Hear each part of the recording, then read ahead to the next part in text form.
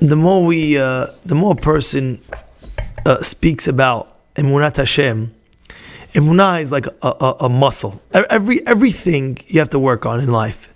You want to have a tefillah, you have to work on tefillah.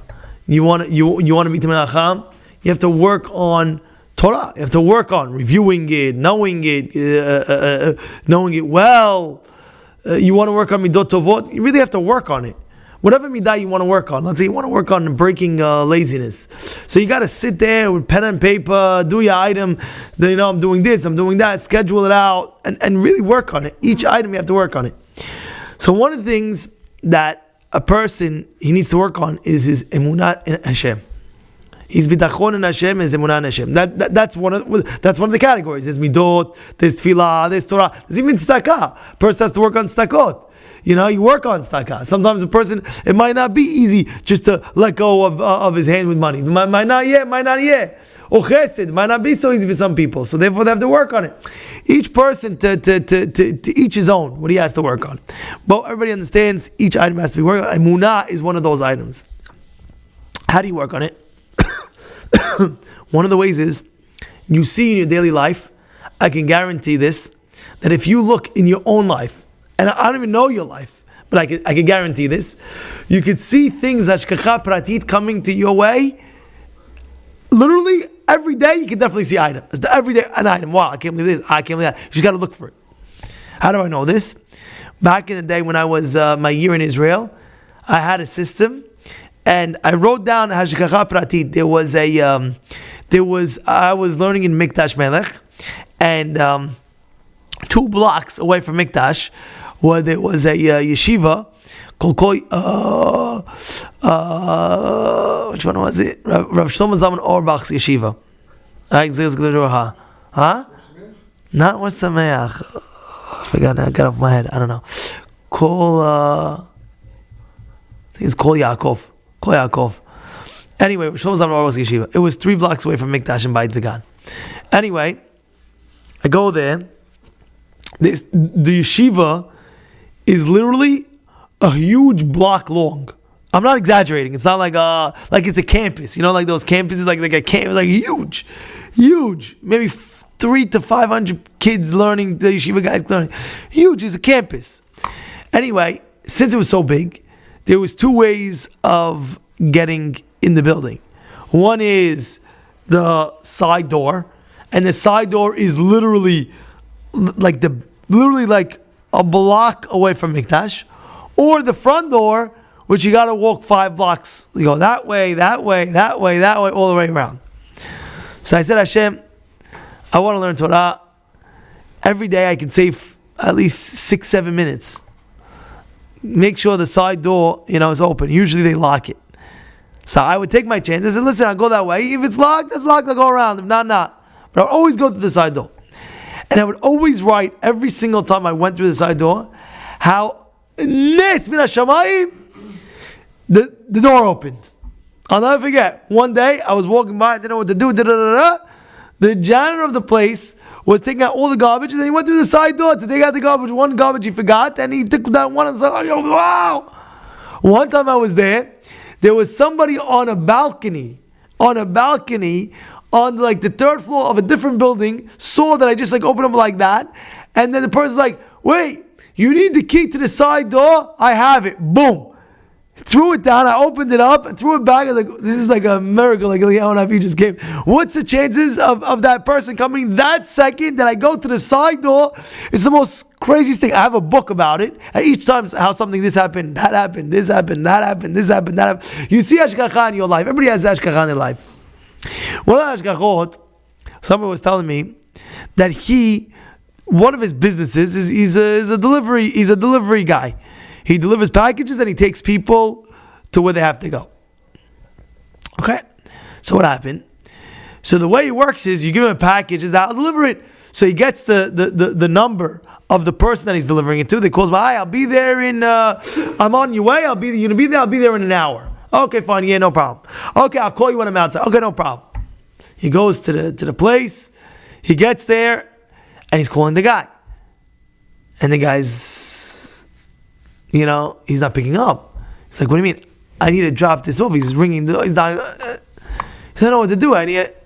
The guy is waiting 5 minutes, 10 minutes, 15 minutes, 20 minutes. Now the guy keeps on calling. He's like, that's it. He's about to flip. He hears the guy on the line. He's about to flip. Where are you? I'm waiting 20 minutes. I'm calling you. Your phone's off. About to flip out on the guy. What does he do? He says, listen, I learned in class, everything Hashem does is good. And it's not the guy. He's just the shliach of Hashem. You know what I'm going to do? I'm going to control my cool. I'll just tell him I have the package. Where are you? Just come outside. I'll give you the package. He comes outside, he gives him the package. He doesn't say boo, he doesn't say anything. The guy starts saying, I'm so sorry, my phone died, I had the charger, I couldn't get a charger, I tried charging it, didn't work, I got another one, I'm so sorry, I feel so bad, I'm so sorry. Don't worry about it, don't worry, all good. Now he has to go back an hour, drive back to his house. And now it's already like, it was at the time, it was like later and this, that. It's an hour drive back he has to take. And then he gets a phone call from somebody. Hey, so-and-so, hey, how are you? How you doing? Listen, could you take me to this place? And he's thinking, oh my goodness, that's exactly where I'm going right now. Says, depends. Where are you exactly? He said, oh, my address is da-da-da-da. Where was it? It was around the block from this guy who was delivering the package. So he says to me, he's like, look, if I would have went crazy, if the guy would have came out, I would have lost a nice sale of an hour taking guy. Now I don't have to travel on myself alone. I could take somebody, and at the same time taking somebody, I can make money, even though I'm going straight to my house. But if the guy would have came, got the package, I would have been halfway home. I'm not going back and picking that person up. You know what's going on? Hashgacha v'ratit is all over the place. It really is. It's all over the place. Huh? Is it great? It's a great. I'm saying, unbelievable. The guy was about to flip out. He doesn't know. 20 minutes, 7 minutes. Now he tells me I made more money than I ever made the whole day. Because the guy's traveling an hour and I'm going home. And it's not on my way. That's what you have to understand. In life, you don't know this, you don't know that, you don't know this, you know that. Even, I could see it over here. Person, Beit Midrash, you need a person, it needs to run. And all of a sudden you see, a guy calling out, Rabbi, I'd like to donate. I'll tell you a true story. The you see the carpet here? Costs a nice pretty penny, right? Carpet, yeah, 10 maybe, right? And the paint, and it costs. So I changed the carpet 1 year, and people say you have to change it. So I say, oh my goodness, but this is already 10 grand. Like, you got to raise the funds. You know what I'm saying? So you know what? We'll change it. We'll see what's going to happen. I changed the thing. All of a sudden, somebody comes over to me and says, Rabbi, I see you change the carpet. Random. It was that week. Listen to this. 2 things happened to me that week. What's the cost? I got it. Okay, check on the spot. Boom. Then we needed a paint job. So the job, the paint was like a little this, that. We need something nice, fresh. So I said, no, I'm going to do it. I did it. I was supposed to be for Rosh Hashanah. The guy didn't come. This, that. I did it between Rosh Hashanah and Yom Kippur. By Yom Kippur, it was fresh paint, gorgeous. So a guy, Jack H, crazy. He says to me, Rabbi, I came at Rosh Hashanah.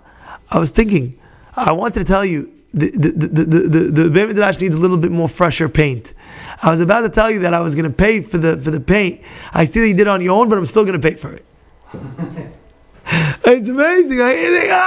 Boom. Even the way you get $1 in your bank account, the whole thing is crazy. Hashgacha. You don't know this, you don't know that. What's going to happen here? What's going to happen there? Sin, like, whoa. That's why I tell people, sometimes they call me, I'm nervous, Rabbi, I don't know what to do. I said, don't be nervous.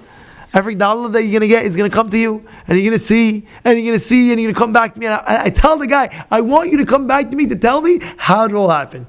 And he goes, you don't know, Rabbi. Because a person has to work on his Emunah. One of those ways to work on his Emunah, look at your daily lives, you'll see the hashgacha peratit. And you'll see it clearly. You can see even in parking spots. Even parking spots, you don't even realize. You drive. You see, there you go. He's ready. I just started parking. 1 second, Mark. We'll hear it in a minute. But I'm just saying, you're talking parking lot. You got excited, Mark. Oh, I have the story of the parking lot story. It's true. It's really, really true. It's really, really true. Even the clothes that you're going to buy is min hashamayim. You know that? Did you ever hear of a company called Mo Ginsberg? You heard of it or no? Mm-hmm. You heard of it? Yeah, of course. I never heard of it. I never heard of it. But he told me, Mo Ginsberg, this guy, he told me I used to work for 10 years, whatever.